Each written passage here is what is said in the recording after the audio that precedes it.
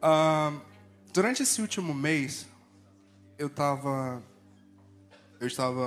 pensando sobre o tema que a gente está fazendo nessas últimas semanas, que é Detox, uma temporada de santificação espiritual. E em algumas conversas com o pastor, em alguns dos meus treinamentos, eu pensando em casa, eu comecei a refletir sobre esse tema. E você já sentiu excesso de cansaço físico, exaustão? Você não mudou nada na sua rotina, continua tudo a mesma coisa, os mesmos costumes, mesmo trabalho, mesmo tudo, mas você está se sentindo exausto, cansado. Fisicamente parece que tem uma coisa diferente, mas está tudo normal. Você chega em casa, mas está literalmente exausto. Até às vezes a pele começa a aparecer algumas coisas diferentes, uns caroços, uns hematomas, e você nem sabe o que é. E tem uma explicação científica para isso. Está relacionado ao excesso de substância tóxica que a gente tem acumulado no nosso corpo. Está relacionado ao excesso de toxinas que o nosso corpo acumula. Então, embora o nosso corpo tenha sido feito por Deus para eliminar as toxinas ruins, às vezes a gente acumula. Eu posso não estar falando do jeito certo, eu não sou nenhum médico, nenhum enfermeiro ou nada assim, mas pelo que eu estudei é mais ou menos assim. E a consequência disso é uma coisa que a gente chama de desequilíbrio hormonal. Você acorda num dia bem, pronto para ganhar o mundo, você quer arrumar a casa, coloca o som alto, aquele louvor pentecostal, pega a vassoura, começa a varrer, entendeu? Quer lavar a casa da cachorra, a louça toda, quer fazer tudo. E no outro dia nada mudou, a rotina continua a mesma, mas a gente não quer nem sair da cama. A gente faz exatamente as mesmas coisas, mas a gente não quer nem sair da cama. E foi aí de um tempo para cá que surgiu esse termo detox. Não sei se todo mundo sabe, provavelmente sim, mas detox é só a abreviação da palavra desintoxicação. E o que é detox? Detox é um processo metabólico de eliminação de toxinas do corpo que causam desequilíbrio hormonal. E eu pensando comigo mesmo, se o nosso corpo precisa eliminar a toxina que nos faz mal, e a nossa alma? E o nosso espírito?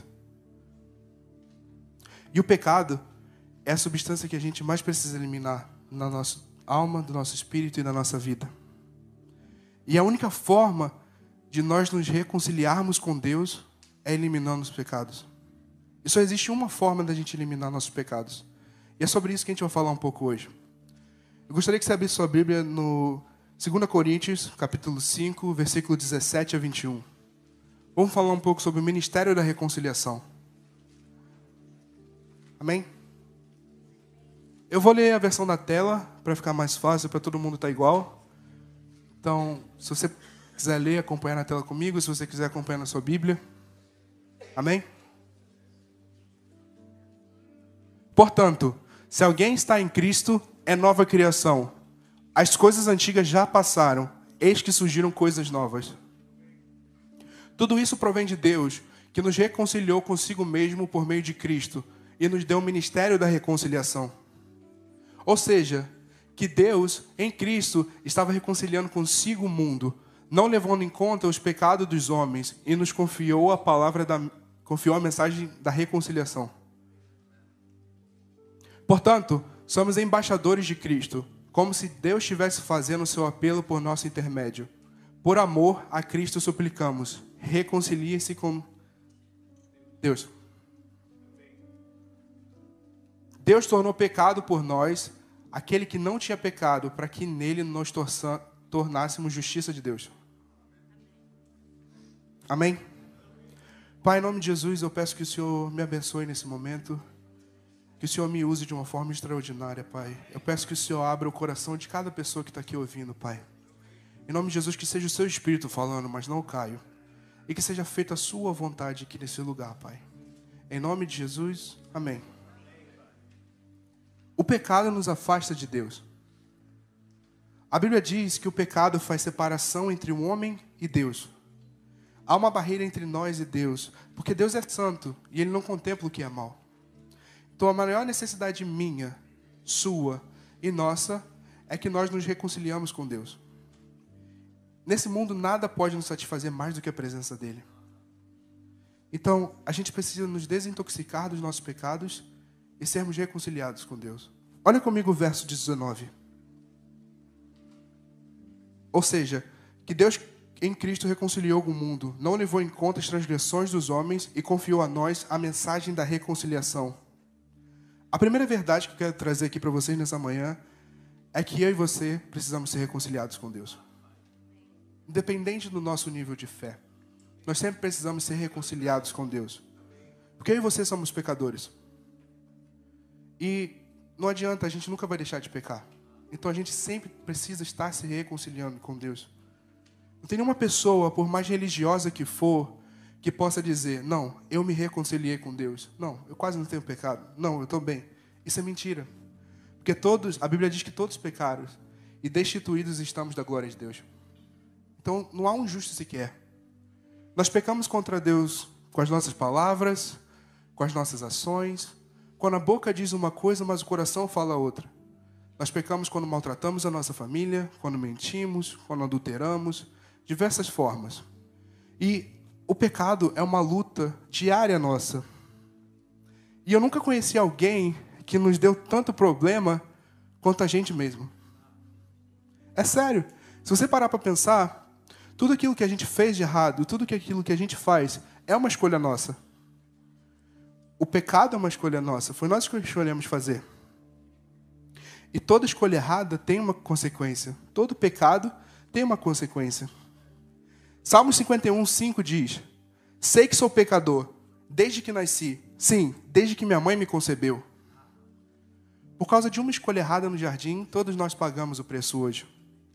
Por causa de uma escolha errada no jardim, a consequência está aqui até hoje. Então todos os nossos atos, tudo aquilo que a gente faz tem uma consequência. Deus pode perdoar? Pode, mas a consequência tem. Todo pecado tem consequência, toda ação gera uma consequência. E para ser parte da igreja, nós temos que ser parte do corpo de Cristo. E para ser parte do corpo de Cristo, nós precisamos estar debaixo de uma aliança com Deus. E para estar debaixo de uma aliança com Deus, eu preciso ter sido salvo por Jesus. Isso é uma forma disso acontecer. Se nós confessarmos que Ele é o nosso único e suficiente Salvador, eu e você precisamos nos desintoxicar dos nossos pecados e ser reconciliados com Deus. O propósito de Deus sempre foi relacionamento. Por isso que Ele nos fez a imagem e semelhança dEle. Isaías 59:2 diz: contudo, as suas maldades separaram vocês do seu Deus. Os seus pecados esconderam de vocês o rosto dEle. Por isso, Ele não os ouvirá. O pecado fez essa ruptura. O pecado nos fez se distanciar dEle. O pecado nos trouxe a separação desse relacionamento. Porque a nossa natureza é uma natureza pecaminosa. E a natureza pecaminosa não comunga com a natureza santa de Deus. Infelizmente, nosso coração anseia por tudo aquilo que é errado. A nossa mente anseia por tudo aquilo que é errado. Tudo aquilo que a gente quer, que o nosso coração quer, que a nossa mente quer, é contrário à vontade de Deus. Então o pecado é uma luta diária minha, sua, nossa. E para que isso se reverta, nós precisamos nos arrepender de quem nós se tornamos, para que nós possamos nos tornar quem Deus quer que nós sejamos. E graças a Deus Ele toma uma iniciativa para nos salvar. A reconciliação não foi uma iniciativa minha. A reconciliação não foi uma iniciativa sua. Foi Deus que tomou essa iniciativa para nos salvar. Deus começou esse processo. Até porque, se um homem que não se enxerga que é pecador, não tem necessidade de ter um salvador. Então por que ele vai atrás de Deus se ele não enxerga que ele é pecador? Nós precisamos ter consciência da nossa natureza. Nós precisamos ter consciência que nossos atos têm consequência. Nós precisamos ter consciência e reconhecer a misericórdia de Deus na nossa vida. Olha comigo o verso 18.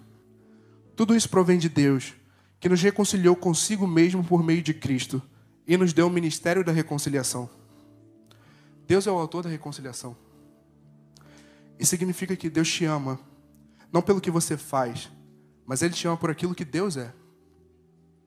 O amor de Deus por você também não está fundamentado por quem você é.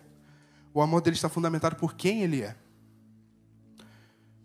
Deus não ama você porque você é uma pessoa religiosa, porque você vai numa célula, Deus não ama você porque você lidera uma célula, lidera um ministério. Mas Deus ama você apesar dos seus pecados, apesar das suas transgressões, apesar das suas falhas. Deus nunca desiste de nós. E mais do que isso, Deus tomou a iniciativa. E o que isso significa na vida real? O ofendido procura o ofensor.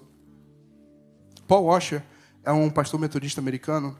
Apesar de a gente não concordar com as crenças dele, ele tem essa frase que me impactou demais. Ele diz: eu já dei inúmeros motivos para que ele não me amasse mais, mas nenhum deles foi forte o suficiente para mudar quem ele é. E o que isso significa na vida real? O que eu faço não altera o caráter do Deus que eu sirvo. O fato de eu fazer coisas ruins não faz com que o caráter de Deus se altere por causa disso. Deus é o mesmo, hoje, ontem e sempre. E o que isso significa para a nossa história? Que não importa o teu passado. Não importa o que você fez antes de chegar no culto. Não importa o que você fez antes de semana passada. Não importa o que você fez no Brasil. Não importa o que você fez quando você chegar aqui. Porque a partir do momento que você aceita Jesus como seu único e suficiente Salvador, você deixa de ser escravo e se torna filho. Deus dá o primeiro passo para ir ao seu encontro. Deus dá o primeiro passo para salvar você. Deus dá o primeiro passo para resgatar você. Deus dá o primeiro passo para mudar você. E Ele deu o primeiro passo para se reconciliar com você. Isso tudo que eu estou falando, provavelmente a gente já sabe. Ainda mais a gente que tem uma jornada de fé há muito tempo. Mas é sempre importante que a gente se lembre. É sempre importante que a gente volte a princípios básicos da fé, para a gente nunca esquecer. E eu aproveitei que a gente está nessa época do ano para falar um pouco sobre isso. E para se reconciliar com você, Deus foi capaz do maior sacrifício de todos. Porque o texto diz no versículo 18 que Deus nos reconciliou consigo mesmo através de Cristo Jesus. O que isso significa? Jesus não veio ao mundo para ensinar vocês uma religião nova. Jesus não veio ao mundo para ensinar vocês um quadro de regras para a gente seguir. Jesus não veio ensinar a gente coisas. Ele veio, mas não só o que está nas regras. Jesus veio ao mundo com o propósito específico de reconciliar a gente com Deus. Esse sempre foi o propósito de Deus. Não foi a cruz de Cristo que produziu o amor de Deus por vocês. João 3,16 diz que Deus amou o mundo de tal maneira que mandou seu Filho unigênito para aquele que todo o que não pereça, mas tenha vida eterna. O que isso significa? A cruz de Cristo nunca foi a causa. A cruz de Cristo é a consequência do amor dele por você.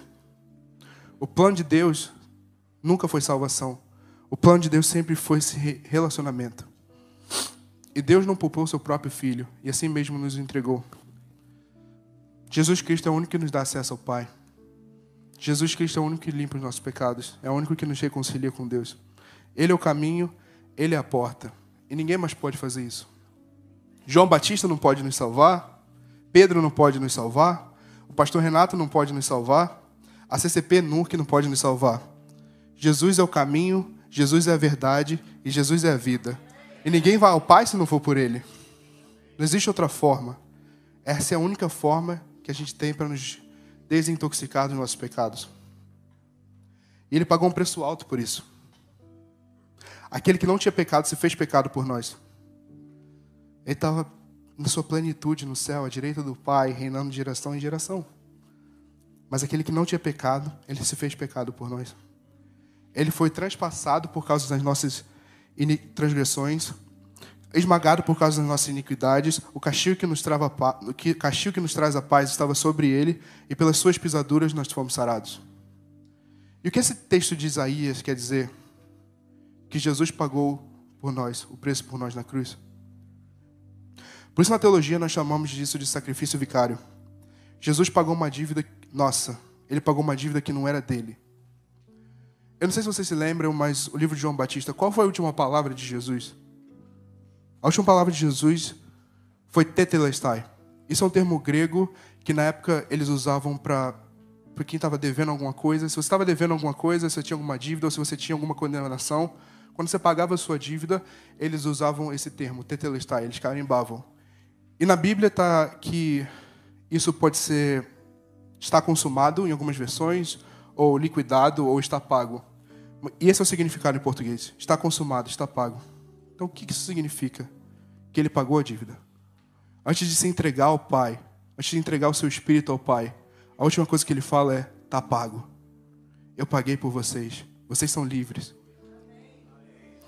Deus veio ao mundo, se esvaziou, se encarnou, vestiu pele humana, foi humilhado, foi cuspido, foi zombado, foi pregado no madeiro. Mas tudo isso por amor a você, por amor por mim. Não é por meio dos seus feitos, não é por meio dos seus milagres, não é por meio dos seus ensinamentos que nós somos salvos.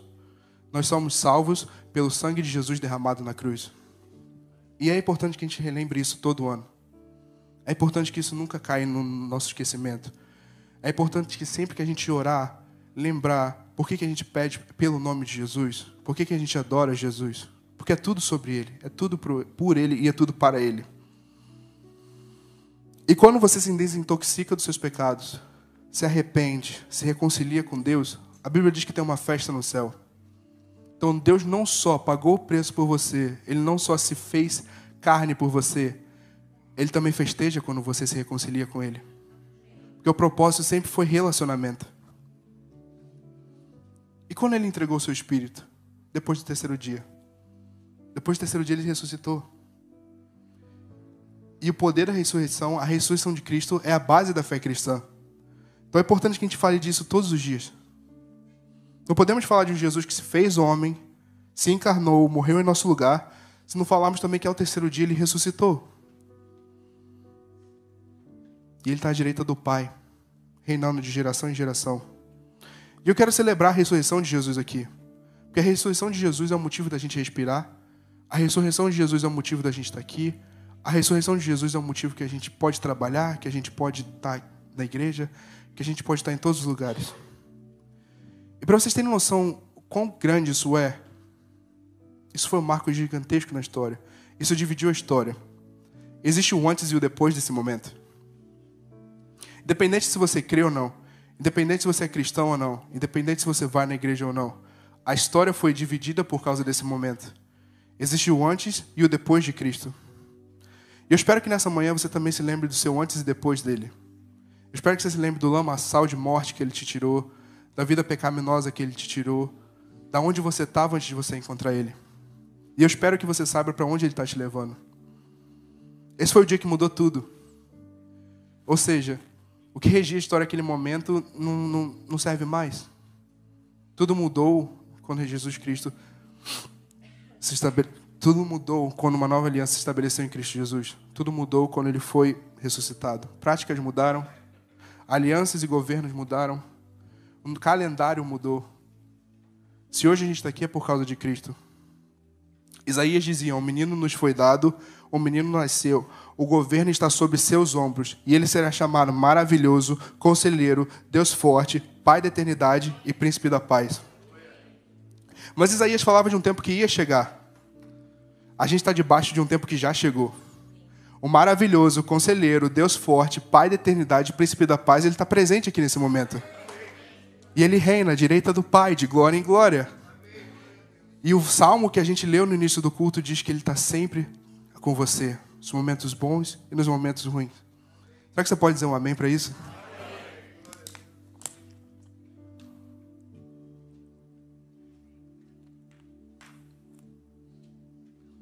Se a gente está de pé hoje, foi porque Deus cumpriu em Jesus tudo aquilo que Ele disse que ia fazer. E se a gente tem expectativa para o futuro, é porque a gente crê que o mesmo Deus que cumpriu tudo aquilo que Ele disse que ia fazer em Jesus, vai cumprir tudo aquilo que Ele disse que ia fazer através de Jesus. Então é através desse nome que os enfermos são curados, que os cativos são libertos. É através desse nome que nós conseguimos estar de pé todo dia. E é através desse nome que a gente consegue alcançar tudo que a gente tem. A Bíblia diz que o mesmo Espírito que ressuscitou Jesus, Ele vive com a gente. Ele mora na gente, Ele habita na gente. E a palavra de Deus nos garante que faremos as mesmas obras de Jesus e obras ainda maiores faremos. E tudo é possível por causa desse Espírito de ressurreição que habitava em Jesus e agora habita na gente. Por isso declaramos que, através de Jesus, eu e a minha casa serviremos ao Jesus. Por isso que declaramos a graça dEle, por isso que declaramos a glória a Deus. Isso é a coisa mais importante do mundo. Mas por que a gente pode declarar que eu e minha casa serviremos ao Senhor Jesus, que enfermos serão curados através do nome deles, por um princípio básico. Jesus na cruz tomou o que era meu e me deu o que era dele. Esse foi o milagre da substituição. Deus fez com que o único filho dele se tornasse homem, para que todos os homens se tornassem filhos de Deus. A justiça de Deus se cumpriu em Jesus. E se tem um assunto que me deixa de cabeça assim explodida, que eu fico louco, é quando a gente fala sobre a justiça de Deus. Olha comigo o versículo 21. Pois foi por nossa causa que Deus tratou como pecador aquele que não tinha pecado, para que nele nos tornássemos justiça de Deus. A justiça de Deus fala a respeito do caráter de Deus, do caráter de Jesus. Deus não poderia ir contrário ao seu caráter. Então, quando Deus estabelece que o salário do pecado é a morte, o homem peca. E agora é justo que a morte receba o seu pagamento. Então, quando Deus olha para aquela cena, ele vê de um lado a morte, que tem por direito de receber o seu pagamento, porque ele estabeleceu que o salário do pecado era a morte. Mas do outro lado também ele vê a criação que ele tanto ama, que ele fez para ter relacionamento com ele. E o que a palavra de Deus diz é que Deus não anulou o julgamento. Deus não anulou a condenação. Ao contrário, ele trocou de lugar com quem estava sendo julgado. Deus não entrou na cena e disse: ei, morte, eu sei que eu prometi que o salário do pecado é a morte, mas eu amo demais a criação e vamos renegociar, vamos rever os conceitos. Não, ele não fez isso. Ele se entregou. Deus não pode desfalar o que ele já tinha falado. Ele não pode desfazer o que ele já tinha feito. Aquilo que ele estabeleceu já estava estabelecido. Ele não pode mudar. Deus não pode se contrariar ou voltar atrás do que ele já tinha feito. Porque Deus não é homem para que minta. E também não é filho do homem para que se arrependa. Então o que Deus fez na hora do julgamento não foi cancelar o julgamento, mas foi se colocar no lugar de quem estava sendo julgado. A cruz era minha. Os pecados eram meus. O juízo era meu. A corrente era minha. As cadeias eram minhas. Os grilhões eram meus. Mas glória a Deus, Ele tomou tudo no meu lugar. Ele tomou tudo no meu lugar para que hoje eu pudesse tomar o lugar dele e receber toda a bênção, toda a herança, toda a unção, toda a palavra. E tudo isso só é nos dado através de Cristo Jesus. Antes de Jesus a gente não tinha nada. Depois de Jesus a gente tem tudo. A palavra de Deus diz que aquele que não cometeu pecado se fez pecado por nós, para que nós pudéssemos ser feitos justiça de Deus. Glória a Deus. A graça de Deus te deu aquilo que jamais você poderia comprar, jamais você poderia pagar. Não tem preço, não tem valor. Ele fez aquilo que ninguém poderia fazer. A banda já pode voltar? Já pode ficar aqui, as postas? Nós precisamos separar um tempo para nos purificar. Nós precisamos separar um tempo para nos desintoxicar. A salvação, ela acontece mediante a graça, pela fé. Mas a santificação, ela é gradual. Não adianta a gente vir no domingo e depois não ler a palavra, não orar, não procurar a Deus. Santificação é gradual. Você não vai aceitar Jesus e se tornar santo de uma hora para outra. É um processo. Versículo 17. Portanto, se alguém está em Cristo, é uma nova criação. As coisas antigas já se passaram. Eis que tudo se fez novo. Você é uma nova criatura depois de Jesus. Você está vivendo um novo tempo. Fala para ninguém te procurar no seu passado. Você não vive mais lá. Você não é mais aquela pessoa. Você não fazia o que você fazia antes. Você agora é uma nova pessoa em Cristo. Eis que tudo se fez novo. Porque Cristo lhe faz novo todas as coisas. E as coisas que eu vivi no passado não definem as coisas que eu vou viver no futuro através de Jesus. Márcio Valadão, ele tem uma frase que me impactou a primeira vez que eu ouvi, alguns anos atrás, que é: santo não é aquele que se suja, santo é aquele que se lava. Nós precisamos de Jesus para nos desintoxicar dos nossos pecados. E não é porque a gente está na fé há alguns anos, que a gente já tem uma caminhada longa com Cristo, que a gente não precisa se desintoxicar. Isso é um ato que todos nós precisamos. E não importa quanto tempo de fé nós temos, não importa a jornada de fé que a gente tem, nós temos que lembrar todos os dias que nós somos pecadores e que nós precisamos desintoxicar dos nossos pecados. E como se tornamos santos? Sendo lavado pelo sangue do Cordeiro. Nós precisamos de Jesus para nos reconciliar com Deus. Nós temos que estar em espírito de oração. E em tudo aquilo que a gente fizer, a gente tem que pedir o Espírito Santo. O Espírito Santo, me ajude nessa situação. Me ajude a fazer o que Jesus faria. Me ajude a pensar como Jesus pensaria. Mas cuidado, quando a gente fizer isso, a gente vai ter uma surpresa. 80% do que a gente faz no nosso dia não vai ser aquilo que Jesus faria. Vai estar ao contrário com o que Jesus faria. Nós precisamos lembrar todos os dias quem nós somos. Está na hora da gente parar de brincar de ser crente. Está na hora da gente parar de brincar de ir na igreja. Está na hora da gente ter um relacionamento verdadeiro com Deus. Está na hora da gente ter um relacionamento verdadeiro com Jesus. Antes e depois de Cristo. Jesus é aquele que quando a terra vem, Jesus é aquele que quando vem na terra, a terra estremece. Jesus é aquele que eu não sou digno de servir, mas pela sua graça, Ele me deixa servir Ele.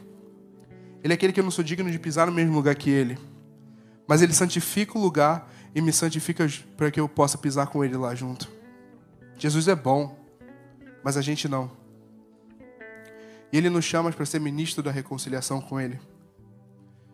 Deus envia você, Deus envia eu, Deus envia nós como ministros da reconciliação. O que Deus está dizendo para a gente aqui essa manhã? Está tudo pronto. O caminho já foi aberto. Tetelestai. A dívida já foi paga. Você só precisa tomar posse do que é seu. Você só precisa se posicionar de acordo com a minha vontade. Você só precisa tomar posse da herança. Já foi tudo pago. Preço de sangue. A graça que eu te dei não tem nada que poderia pagar além do meu sangue. Nós somos limpos pelo sangue de Jesus. E o próprio Deus preparou tudo. O próprio Deus se encarnou. O próprio Deus sofreu. O próprio Deus pagou a dívida que a gente criou. Então, feche seus olhos. Ore comigo aqui nessa manhã. Pai, eu te entrego a minha vida. Pai, nós declaramos que você é o nosso único e eterno Salvador e que não há outro jeito de ir ao Pai se não for por você. E nós declaramos isso para a terra ouvir, Pai. Nós declaramos isso, Pai, para o céu ouvir, mas especialmente para o inferno ouvir, Pai. Jesus é o único e eterno Salvador das nossas vidas. Pai, eu peço para que o Senhor nos dê sabedoria, discernimento, para que cada dia mais a gente possa ser mais parecido com Cristo. Pai, eu peço para que o Senhor nos ajude, Pai, a tomar cada decisão, e cada decisão que a gente tomar, que a gente tome a decisão parecida com o que Jesus tomaria, Pai. Que a gente seja mais parecido com Ele, Pai. Que Ele cresça, Pai, e eu diminua. Que Ele seja o centro da minha vida, Pai. Pai, é tudo sobre Jesus. Obrigado pelo seu sacrifício. Nós cremos, Pai, que o seu sacrifício no madeiro foi real. E nós cremos que é suficiente para nos tornar livres, Pai. Em nome de Jesus. Amém.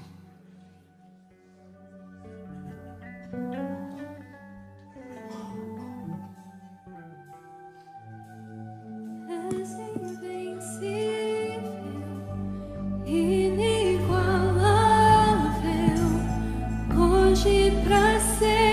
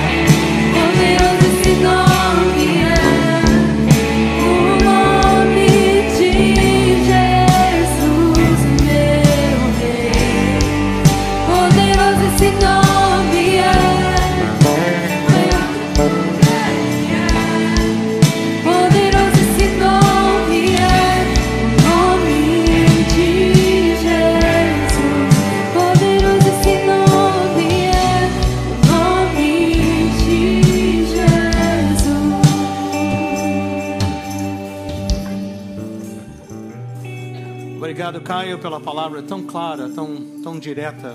Eu creio que todos nós aqui estamos cientes da nossa necessidade de sermos reconciliados com o Pai. E é somente através de Jesus. Eu fico imaginando, se eu tivesse vivido na época que Jesus estava aqui nessa terra, e ao ouvir essa palavra dele, sempre chamando, vem, segue-me, o que eu faria, né? Até a minha resposta é que eu iria para onde ele está. Ele está aqui em espírito, nós sabemos isso. E nós temos um costume, um hábito, não é esse hábito que nos salva, mas é uma demonstração, um paralelo com ir até Jesus. É de vir ao altar. Se você ouviu essa palavra e seu coração clama, anseia por essa reconciliação, vou pedir a você, venha até o altar. Um jovem ou talvez um líder, alguém virá orar com você, abraçá-lo, encorajá-lo, dizer, olha, estamos juntos nisso aí. Então, se você está aqui, não saia sem tomar proveito dessa oportunidade. Venha até o Senhor, venha ao altar. Termina aqui, dizemos, tu és quem Jesus é, então venha e seja alcançado. Da mesma maneira, se você está aqui, você ouviu, e não importa a sua experiência, o seu passado, você ouviu tudo isso. Venha ao Senhor, chega até Ele, em nome do Senhor Jesus. Faça isso. Não vá embora daqui sem assim, amém. Há mais alguém? Eu vou pedir que assim que esses irmãos vierem, muitos eu conheço, outros não, mas vem alguém orar com eles, abrace-o, explique, converse, encoraje, ofereça o seu caminhar juntos. Há mais alguém? Eu creio aqui desse meu lado, há pessoas que precisam hoje se reconciliar com o Senhor Jesus. I think some of you need today to come to terms. It says, and in the same way, I would like to ask that some people come and pray with them. Don't leave them alone.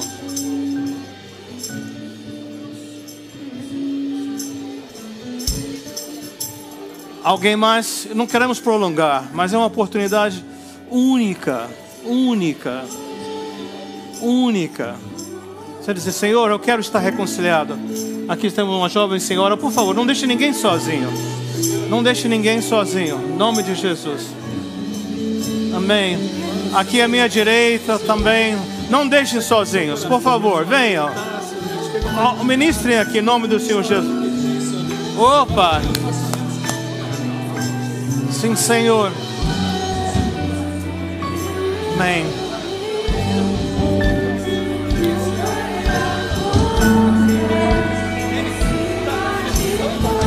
Amém. Yes. All right. Preciso de alguém aqui à minha direita. Preciso de alguém aqui à minha direita orando com eles. Aqui à direita, preciso de alguém orando com eles. Preciso de alguém à direita.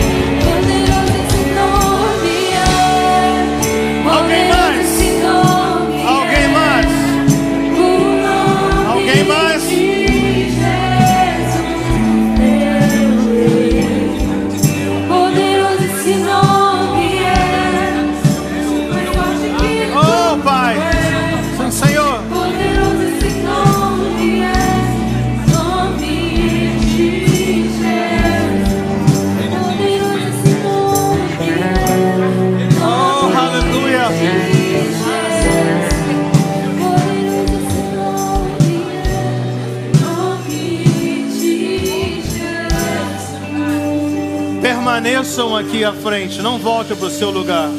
Just remain here with us. Don't go back to your seats. Eu vou pedir, se você não conhece a pessoa com quem você orou, pega a informação, dá o seu nome, pega o nome, para que nós possamos continuar juntos. Vamos manter esse laço. Pega a sua informação. Se você não tem, peça, ok? Se você não tem, peça a informação. Diga, o meu nome é esse. Pega a informação, para que nós possamos acompanhar, caminhar juntos em nome do Senhor Jesus. Amém. Em nome de Jesus.